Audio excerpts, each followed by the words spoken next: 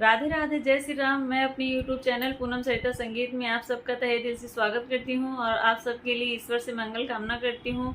आज हम लोग आप लोगों के लिए बहुत सुंदर चुटकुला गीत लेके आए हैं। आप लोग सुनिए, पसंद आए तो वीडियो को लाइक करिएगा। हमारे चैनल पर नए हैं तो हमारे चैनल को सब्सक्राइब करिए और गाना कैसा लगा कमेंट बॉक्स में ज़रूर बताइएगा और अपने आशीर्वाद के रूप में हमारे वीडियो के अंत तक जरूर बने रहिए।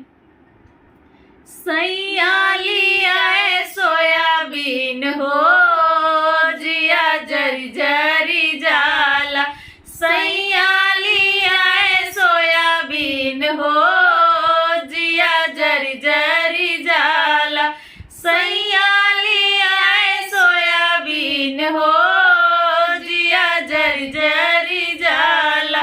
सबके लिए सबके लिए पेड़ाया बर्फी, हम काली आए नमकीन हो जिया जरी जरी जाला, हम काली आए नमकीन हो जिया जरी जरी जाला।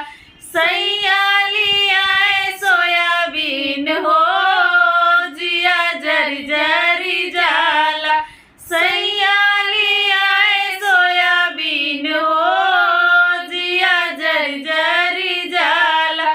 सबके लिए सेब मौसमी, सबके लिए सेब मौसमी, हम काली अमरूद हो जिया जरी जरी जाला, हम काली अमरूद हो जिया जरी जरी जाला। सैया लिया सोयाबीन हो जिया जरी जरी जाला, सैया लिया सोयाबीन हो जिया जरी जरी जाला। सबके लिए छोला भटूरा, सबके लिए छोला भटूरा, हम काली आए चाउमीन हो जिया जरी जरी जाला, हम काली आए चाउमीन हो जिया जरी जरी जाला।